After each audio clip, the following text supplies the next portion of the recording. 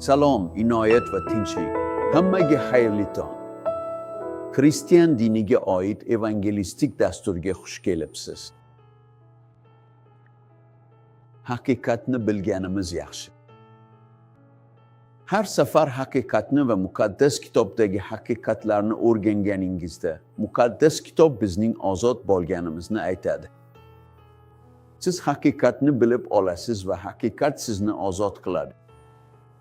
Bugun men siz bilan nihoyatda muhim bir mavzu haqida gaplashmoqchiman. Bu mavzuni Xudoning kalomi nuqtai nazaridan men xushxabarning tayanchi, umurtqasi deb bilaman. Men siz bilan taqdir haqida gaplashmoqchiman. Men havoriyman. Miguel Angelo Cristo Vive Evangeli cherkovidan, shtab-kvartirasi Rio de Janeyroda, Rua-Marita 320da, Rio de Janeyroning garbiy zonasidagi Camping House mahallasida joylashgan. Bizning buyuk soborimiz. Keling, bu so'z taqdir haqida gaplashaylik. Avvalo, sizga shuni aytmoqchimanki, taqdirga muvofiq yashashim uchun, ya'ni bu yerga kelishimdan oldin Rabbim meni ruhan yaratganini bilishim uchun. Muqaddas kitobda aytilishicha, dunyo yaratilishidan oldin ham men bu yerga kelganimda taqdir sifatida kelganman. Ya'ni mening taqdirim men tomonidan belgilanmagan. U dunyo yaratilishidan oldin Xudoning hukmronligi tufayli paydo bo'lgan. U meni sizni yaratganida dunyo yaratilishidan oldin bir kun kelib biz teri, suyak, qon, pay va organlardan iborat tanaga ega bo'lamiz. Lekin ichimizda bizning haqiqiy kimligimiz bo'lgan ruhimiz bo'ladi deb qaror qilgan edi. O'sha ruh u najot uchun oldindan belgilangan edi. Najot uchun oldindan belgilangan edi. Bu bizning Rabbimiz va najotkorimiz Iso Masihning yagona ishi edi. Balki siz bilmasligingiz mumkin, lekin bu yerda ikki xil urug' bor. Xudoning bolalari va shaytonning bolalari, najot egalari va halokat egalari. Hamma tiriladi. Rabbimizning so'zi Yuhanna kitobida aytilgan. Ba'zilar halokat, hukm va mahkumlik uchun, boshqalar esa Iso Masih bilan abadiy hayot uchun tiriladi. Bu haqda shunday o'ylash ajoyib, chunki u xristian doiralarida juda keng tarqalgan tushunchani, ya'ni inson o'z hayotlarini o'zi hal qiladi degan tushunchani butunlay yo'q qiladi. Uning erkin iroda. Bu ibora muqaddas kitobda uchramasligini bilasizmi? Iroda erkinligi muqaddas kitobda yo'q. Bu afsona, bu shaytonning Xudoga tegishli shon-sharafni o'girlash va uni tuproq bo'lgan, tuproqqa aylanadigan, ammo bo'lmagan insonga olib kelish uchun aytgan yolg'oni. Muqaddas kitobda aytilishicha, bitta ham solih odam yo'q, izlovchi ham yo'q, tushunadigan ham yo'q va u odam. Iso Masihsiz inson gunoh va qonunbuzarliklarda olikdir. Demak, havoriy Pavlus 2 marta mohirona taqdir mavzusi haqida gapiradi. Ya'ni men Xudoning marhamati bilan, Xudoning taqdiri bilan, Xudoning bashorati bilan, Xudoning oldindan bilishi bilan, Xudoning taqdiri bilan kim bo'lsam, shundayman. U bu yerda Efesliklarga kitobida shunday deydi. Bizni duo qilgan Xudo va Ota, Rabbimiz Iso Masihga hamd va sanolar bo'lsin. Masihda samoviy olamda har qanday ruhiy ne'mat bilan, xuddi dunyo yaratilishidan oldin bizni unda tanlaganidek. Bu sizning hayotingizda mantiqan to'g'ri kelishi kerak. U bizni dunyo yaratilishidan oldin, uning oldida sevgida muqaddas va benuqson bo'lishimiz uchun tanladi, deydi u. Kalom bizni o'zi uchun, ogillar sifatida asrab olish uchun, sevgi bilan oldindan belgilab qo'ydi. Shuning uchun taqdir Xudodan bo'lgan sevgi, adolat harakatidir. U dunyo yaratilishidan oldin, o'tmishdan, hozirgi zamondan va kelajakdan kim najot topishini belgilab berdi. U biladi, faqat u o'zining oldindan bilishi, hamma joyda mavjudligi, hamma narsani bilishi, hamma narsaga qodirligi va hukmronligi orqali najot topuvchilar kimligini biladi. Haqiqatan ham ba'zi odamlar Iso Masih haqida eshitganlarida bu ularga hech narsa anglatmaydi. Va ba'zi odamlar esa ba'zan oddiy tarzda sozni eshitganlarida ular qoylar bo'lganlari uchun sozni qabul qiladilar. Shunda Pavlus aytdiki, u bizni sevgi bilan farzand qilib olish uchun taqdirlagan. Chunki avvalo Xudo Yahudiylar, Ibroniylar xalqini o'zining tanlangan xalqi qildi. Lekin u aytdiki, menda bu qoralikdan bo'lmagan boshqa qoylarim ham bor. Yahudiylar Xudo tomonidan millat sifatida najot uchun taqdirlangan, boshqa millat vakillari esa taqdirlangan va farzand sifatida qabul qilingan. Shunday ekan, men shaxsan sizga kamtarlik bilan aytaman, men gunohkor bo'lish uchun hech narsa qilmaganman. Injilda aytilishicha, men tugilganimda allaqachon gunohda tugilganman. U qutqara olmasdi. Gunohda olik edim, Rabbimiz meni qutqarishi kerak edi. U hayot berib, bizni o'z farzandi qilib asrab oldi. Va bilasizki, taqdir masalasi ba'zi qiyinchiliklarni keltirib chiqardi. Ayniqsa odamning qulog'i qo'ynikidan farqli bo'lsa. Injilda aytilishicha, Iso Masihga tegishli bo'lganlar eshitadi, tegishli bo'lmaganlar esa eshitmaydi. Haqiqatan ham Xudoga tegishli bo'lganlar uning so'zlarini eshitadi, Xudoga tegishli bo'lmaganlar esa so'zni rad etadi. Men umid qilamanki, siz bu ta'limotni qabul qilyapsiz va bu albatta jonu dilingizga juda foyda keltiradi. Xudo bir ishni boshlaganini, bu ishni tugatishini bilish sizga ulkan xavfsizlik keltiradi. Uning irodasi bor, bajarishga qodir. U hukmron, u xohlaganini xohlagan paytda va xohlagan odami bilan qiladi. Shunday qilib, bu Rim cherkovi, Rimning ilk cherkovi tomonidan muhokama qilingan edi. Lekin bu qanday bo'lishi mumkin? Qanday qilib Xudo adolatli bo'lishi va ba'zilarni la'natga, ba'zilarni esa najotga loyiq qilishi mumkin? Demak, Pavlus Rimga yozyapti. U menga, sizga, jamoatga yozyapti. U Xudoning adolatsizligi haqida nima deymiz? Aslo dedi. Nega u bunday deyapti? Chunki u ilgari shunday degan edi. Ular egizak bo'lishdan oldin na yaxshilik va na yomonlik qilishgan edi. Bu Xudoning saylanishdagi niyati amallar bilan emas, balki chaqiruvchi orqali amalga oshishi uchun edi. U allaqachon aytilgan gapni aytdi. Kattasi kichigiga xizmat qiladi. Chunki Tavrotda men Yoqubni sevdim deb yozilgan. Lekin sen meni bezovta qilyapsan. Avval va keyin Rim keladi va u tinchlaning, bu adolatsiz deydi. Pavlus javob beradi. Yo'q, adolatsizlik yo'q. Xudo adolatsiz bo'lishi mumkinmi? Aslo. U aytadi, kimga rahm qilishni xohlasam, shunga rahm qilaman. Demak, bu inson xohishiga emas, balki Xudoning marhamatiga bog'liq. Xo'sh, bu fikrlar siz ongingizda aloqa o'rnatishingiz kerak. Siz bu yerga tasodifan kelmadingiz. Siz bu televizorni tasodifan yoqmadingiz. Siz tasodif emas edingiz. Bularning barchasi Xudoning rejasi. Xudo sizning payg'ambarlardan birini eshitishingizni, ruhiy jihatdan kimligingizni va hayotingiz uchun Xudoning qanday rejalari va maqsadlari borligini aytib berishingizni xohladi. Agar uni ochirib qo'ysangiz, qo'y quloqlari bo'lmaydi. Agar haqiqatni topdim desangiz, oxirigacha qolasiz. Chunki Xudo hayotingizga ko'p narsa qo'shadi. Demak, bu inson xohishiga bog'liq emas.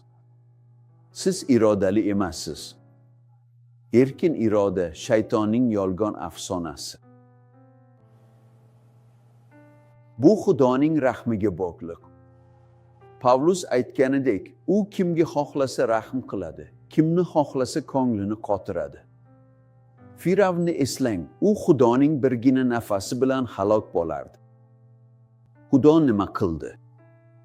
U xalqning qullikdan chiqib, Kanon yurtiga ketishiga yo'l qo'ymaslik uchun yuragini tosh qildi.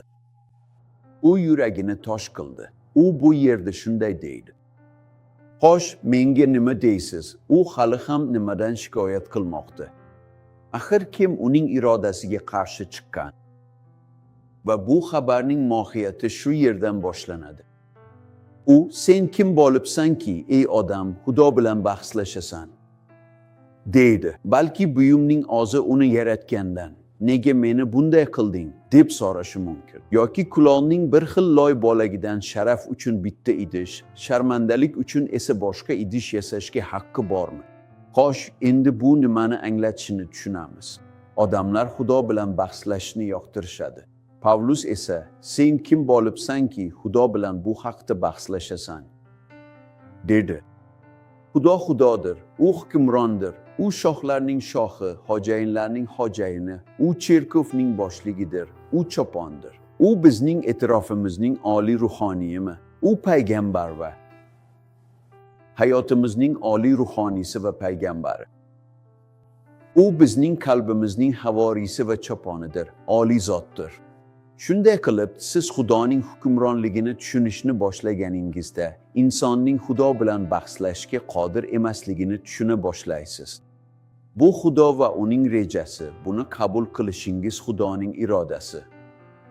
Inson, nega meni bunday yaratding, deya oladimi? Yo'q, bu xohishga bog'liq emas. Bu yugurayotgan kishiga emas, balki Xudoning rahm-shafqatiga bog'liq. U menga rahm-shafqat ko'rsatdi, hozir sizga ham rahm-shafqat ko'rsatmoqda. Va u shunday deydi, yoki kulolchining loy ustidan haqqi yo'qmi? Demak, endi Xudo o'zini hukmron tarzda kulolchi deb tanishtiradi va bizni esa loy deb ataydi. Va u xuddi shu loydan sharafli idish yasashni aytadi va sharafni bashorat qiladi. Injilning Qirol James versiyasida ingliz tilida bir xil loydan degan ibora bir xil loydan, bir xil bachadondan degan ma'noni anglatadi. Bu kim, o'sha joydanmi? Bachadon najot uchun ogir va la'nat uchun ogir tupdimi? Momo Havo. Momo Havo Qobilni, odam ato bilan Momo Havo najotni, Qobil esa la'natni boshdan kechirdi. Qobil ukasini gazablangani bir lahzalik sof qonliligi uchun oldirmadi. Yo'q, u ukasini oldirdi, chunki u halokat o'qli edi. U botlangan. Keyin siz bu dunyo haqida o'ylay boshlaysiz, ommaviy axborot vositalarida o'qiy boshlaysiz, ijtimoiy tarmoqlaringizni ochasiz, yovuzlik, gunoh dunyosini ko'ra boshlaysiz. Bugungi kunda Braziliyada minglab odamlar bor. Har kuni 38 kishi o'z joniga qasd qiladi. Bu yiliga deyarli 15,000 kishini tashkil qiladi. Bizda bor.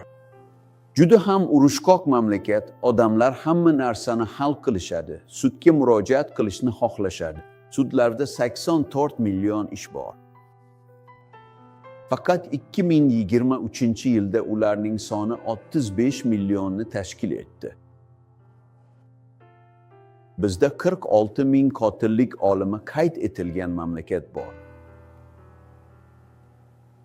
Biz 210 millionmiz. Hindistonda 1,2 milliard aholi va 45,000 kishi istiqomat qiladi. Biz insonda biron bir muammo borligini anglay boshladik. Xudosiz inson mutlaqo hech narsa emas. Keyin u kelib, men kulolman, seni taqdir qildim, chaqirdim, seni oqladim, seni ulug'ladim, deydi. Keyin u yana shunday deydi, endi nima deymiz? Agar Xudo o'z gazabini ko'rsatmoqchi va qudratini namoyon qilmoqchi bo'lsa, yo'q bo'lishga tayyorlangan gazab idishlarni juda katta sabr bilan bardosh bergan bo'lsa-chi? Bu yerda yo'q bo'lishga tayyorlangan odamlar bor. Ular shaytonning bolalari, Qobil va keyin ham avlodlari. Ham Nohga qarshi chiqqanida ana shu ildizdan yo'q bo'lish bolalari tugiladi. Barcha Eus, Hitlar, Yebusiylar, Emilar, bu galati nomlarning barchasi, bularning hammasi yo'q bo'lish urugidir.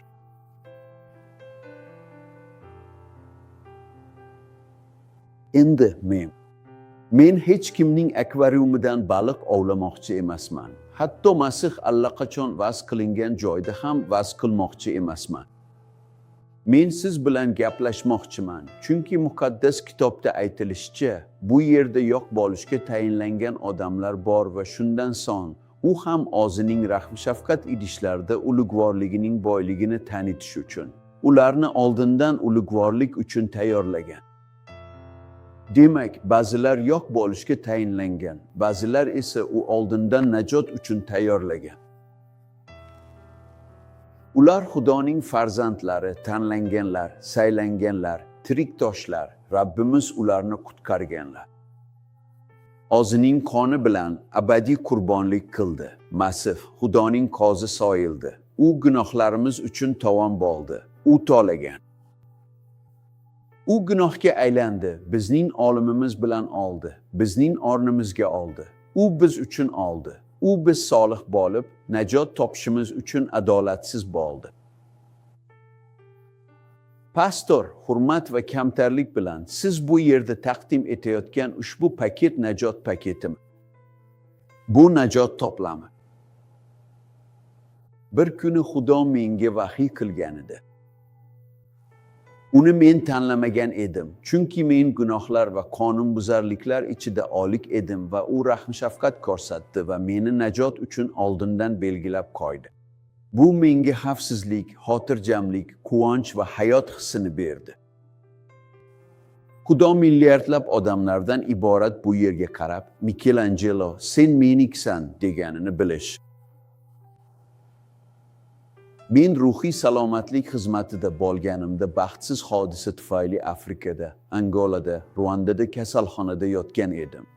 Shunday qilib, men nekroz, gangrena, olim yoqasida, sepsis bilan og'rigan oyog'imni kesib tashlash uchun u yerda bo'lganimda, Xudo o'sha reanimatsiya bo'limiga ayol qiyofasida Xudoning farishtasini yubordi. U senga dedi.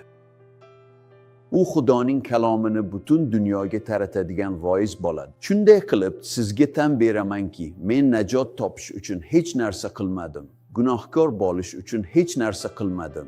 Lekin ismim Xudoning qo'lida ekanligini va u meni taqdir qilgani uchun ismim bilan chaqirayotganini bilganimda. Va menga juda yoqdi. Voy, hayotim o'zgardi. Xavfsizlik tarmog'i. Men dozoqdan qo'rqmayman. Men hech narsadan, yaxshilikdan ham, yomonlikdan ham, men bu hayotda hech narsadan qo'rqmayman. Chunki menda kafolat bor.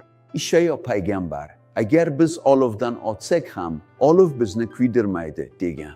Agar biz suvlardan o'tsak, ular bizni bosib ketmaydi. U dedi, nega? Chunki men sen bilan birgaman, men sening Xudoyingman. Buni yo'qotishimiz mumkinmi? Xudo bergan hamma narsa shumi? Yo'q. Xudo u yozganida yoki yozib qo'yganda, yozish, bu yuzaki yozish, yozib qo'yish esa, bilasizmi, mening ismimni yog'ochga oyib yozishga o'xshaydi. U ismingizni hayot kitobidan o'chirmasligini va otasiga tan olishini aytdi. Pastor, agar inson taqdirga ishonsa, bu Xudoning irodasi. Siz ham bunga ishonasiz deb umid qilaman. Bu hay emas, aks holda shubha tugilardi. Shubha esa Xudodan emas, shaytondandir. Nima uchun bu vazgoylikka muhtoj? Agar hayot allaqachon oldindan belgilangan bo'lsa, unda inson, chunki bu dunyoda kim kimligini hech kim bilmaydi. Xudo bizga kalomni vaz qilishimizni belgilab bergan. Chunki peshonamizda bu najot uchun, bu la'nat uchun degan yozuv yo'q. Lekin sinov bor. Agar biror kishi so'zni rad etsa, bu la'natga olib keladi. Bu so'z qoqintiradigan to'siq. Agar biror kishi, voy, men xohlayman, men Isoni Rabbim sifatida qabul qilaman, men xavfsizlikni xohlayman, men xohlayman, desa, men najot topishni istayman, men nasroniylikda chuqur yashashni istayman, men zulmatdan chiqishni istayman, men zulmdan, egallab olishdan, gunohdan, kishanlardan, zanjirlardan chiqishni istayman, men ozod bo'lishni istayman, men so'zning asl ma'nosida yashashni istayman. İnson faqat buni aytishi mumkin. Bir korinfliklarga 12 ruh ila bo'lmasa, hech kim Isoni Rabbimiz deb ayta olmaydi. Demak, men bu fikrni shunday yakunlayman. Bizlar, ya'ni Xudo chaqirganlar faqat Yahudiylar orasidan emas, balki boshqa xalqlardan ham chaqirilganmiz. Hosiyada yozilganidek, men o'zimga xalq bo'lmaganlarni xalqim deb atayman va sevilmaganlarni sevimli deb atayman. Bu sen haqingda, bu men haqimda, bu uning rejasida bo'lgan barcha insonlar haqida gapirmoqda. Agar bu Yahudiy sifatida bo'lsa, Isroil qoni bilan bo'lsa, bu millat tomonidan bo'lsa, agar u individual bo'lsa, Xudo odamga emas, balki menga va sizga gapiryapti. Martin Lutherning so'zlariga ko'ra, agar biror kishi najotida ozgina bo'lsa ham hissa qo'shgan deb o'ylasa, u na Xudoni biladi, na muqaddas kitobni biladi. Bu kim xohlashiga yoki kim qo'lidan kelishiga bog'liq emas, balki Xudo o'z rahm-shafqatidan foydalanishiga bog'liq. Rabbimiz sizlarni najot uchun oldindan belgilab qo'ygan va bu sizga tinchlik beradi. Siz marosimlar, hushyorlik, roza, gamxorlik, jin, shayton, titroq bilan ko'proq yurasiz. Siz endi hech qachon Iso bilan bir ruhda bo'lmaysiz. Siz abadiyatgacha xavfsiz, qalbingizda xotirjamlik bilan yashaysiz. Pastor, ajoyib. Xo'sh, nima qilish kerak? Avval o'rgatilganlarga ishoning. Muqaddas kitobga ko'ra ishonmasdan turib chaqirib bo'lmaydi. Demak, men va'z qilyapman, siz esa ishonyapsiz.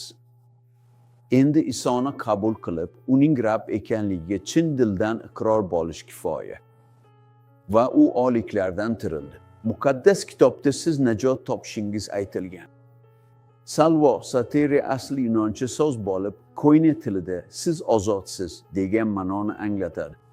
Najot dozaxdan, iblisdan ozodlikdan, gunohdan, hukmdan va adolatsizlikdan ozodlikdir. Bilasizmi, bu bepul. Iso Masihga ega bo'lganingizda nihoyat yashash uchun sababingiz bo'ladi. Hayotning ma'nosi. Xudo bugun sizga yordam bersin. Masalda aytilganidek, u seni shuncha yillar davomida qidirdi, uyni supurdi, to yo'qolgan drahmani, yo'qolgan tangani topmaguncha. Siz Xudoga tegishlisiz va uning hayotingiz uchun juda katta rejasi bor. Pastor, endi men xushxabarni, taqdirimni tushundim. Bularning barchasi Xudoning hukmronligi bilan amalga oshadi. Va endi 3-qadam nima? Siz cherkovga kelasiz. Har yakshanba kuni soat 9:00 va 17:00 da Tristo Viveda biz ajoyib yig'ilishlar o'tkazamiz. Men buyuk narsalar haqida gapirganimda, bu Xudoning kuchi mavjudligi, muqaddas ruhning harakati bizning oramizda bo'lgani uchundir. Va men sizga bir sinov bermoqchi edim. Balki siz meni birinchi marta tinglayotgandirsiz yoki ehtimol meni anchadan beri kuzatib yurgandirsiz, lekin ruhiy qaroringiz yetishmayotgandir. Shu makonda yana men nasroniy, evangelist va qutqarilgan hayot kechirishni boshlamoqchiman. Men bu cherkovga boraman. Bu odam menga ishonch bag'ishlaydi yoki menga ishonch bag'ishlaydi. U faqat muqaddas kitobga ishonadi. U merkantilizm bilan bog'liq emas va siz Masih yashaydigan cherkovda bo'lishingiz kerak. Bu ruhiy kafolat, ruhiy salomatlik joyi, tinchlik joyi. Bu yerda cherkov boshqaruvining chaqiruvi Iso qo'ylarini boqish uchun. Biz bilan birga bo'ling. Rua Marit 320, Tampin mahallasi, Rio de Janeironing g'arbiy hududida. Bu yerda bizda eng muqaddas, eng moylangan 10,000 kvadrat metr maydon bor, konditsionerli suv bor, avtoturargohlar, to'liq xavfsizlik, odamlar chin dildan o'z jonlarini topshiradigan joy. Ruhoniy g'amxo'rlik ostida. Bu yerda odamlar yer yuzida yo'l ko'rsatiladi. Xuddi chopon qo'ylariga qanday yo'l ko'rsatsa shunday. Bizda aloqa raqamlari, cherkovning aloqa raqami, ibodat qiladigan va maslahat beradigan ayol yepiskoplarimiz bor. 21, 30, 17, 90, 90. Agar meni WhatsApp orqali kuzatib bormoqchi bo'lsangiz. 2199124154. Biz WhatsApp orqali biz bilan bog'langan har bir kishiga javob beramiz. Chunki bu yondashuvni qo'llash va odamlarga haqiqat va hayotga bo'lgan minnatdorchilikni ko'rsatish katta zavq bag'ishlaydi. Chunki yo'l, haqiqat va hayot faqat Iso Masihda mavjud. Amin. Men seni kutyapman. Ayniqsa Xudo shuncha yillardan beri senga tegib, gapirib va ko'rsatib kelayotgan seni. Hozirgacha sizda ma'naviy hayot haqida ikkilanishlar bo'lgan. Xudo uni buzdi. Bu toshni maydalaydigan bo'lgan. Xudo bu toshni sindirdi va endi siz cherkovda erkin bo'lishingiz mumkin. Men dasturni har doim Rabbimizning ismini ulug'lash bilan yakunlamoqchiman. Chunki bizda cherkov xalqi bor. Masih tirik, qo'llab-quvvatlaydi. Radio, televideniye va ijtimoiy tarmoq dasturlari uchun biz Instagramda 1 milliondan ortiq obunachiga ega bo'ldik va YouTube'da 100 mingga yaqinlashmoqdamiz. Bu juda chiroyli, juda haqiqiy asar. Biz nima qilyapmiz? Siz ham bunga qo'shilishingizni istardik. Men Kristo Vive aholisiga va havoriyning bu xabarni tarqatishi uchun hamkorlik qilgan televideniye va radio jamoamga minnatdorchilik bildirmoqchiman. Va xususan ikkitasi. Ma'naviy qarash va Xudoning ishi bilan hamkorlik qilish masalasida juda kuchli oilalar. Mening aziz o'g'lim Rodrigo Ambrose Fabiano va uning sevimli oilasi, ular Villa Emil Mesquitadagi Turbo Mil supermarketlar tarmog'ining egalari. Shunday qilib, har yakshanba men bu minnatdorchilikni bildiraman, chunki Xudo bu yosh juftlikning hayotida qanchalar ko'p ish qilganini bilaman. Ularni kichik hayotdan farovon hayotga, Xudo belgilagan hayotga, Xudoning marhamati bilan olib chiqish. Sevgingiz uchun tashakkur, Xudoning ishiga g'amxo'rlik qilganingiz uchun tashakkur. Ikkinchi so'zim, doim minnatdorchilik bildiraman. Aziz do'stim Renato Villarnioga, uning sevimli rafiqasi Claudia Richeski va uning sevimli oilasi Zinzane oilasiga. Shunday qilib, men juda xursandman. Zinzane haqida gapiradigan bo'lsak, xotinim deyarli faqat zinzane kiyadi. Chunki Braziliya modasi, Braziliya ranglari. Lekin uning markazida Xudoning qoyasi bilan. Renato va Claudia bizning xizmatimizni duo qiladilar, chunki ular ruhiy bir ko'rish orqali bizning xizmatimiz nima qilayotganini, va'z qilayotganini, e'lon qilayotganini qanchalik muhimligini tushunib yetishdi. Men faqat Xudoga ulug'vorlik va sharaflarni bag'ishlayman va sizlarning hamkorligingiz uchun katta rahmat aytaman. Ishtirok etganlarning barchasiga e'tiboringiz uchun rahmat. Barchangizni muhabbat va mehr bilan quchoqlayman, shifo tilayman. Iso nomi bilan hayotingizda mo'jiza, eng yaxshi kun, najot kuni. Iso nomi bilan inoyat va tinchlik. Havoriy Michael Angelo.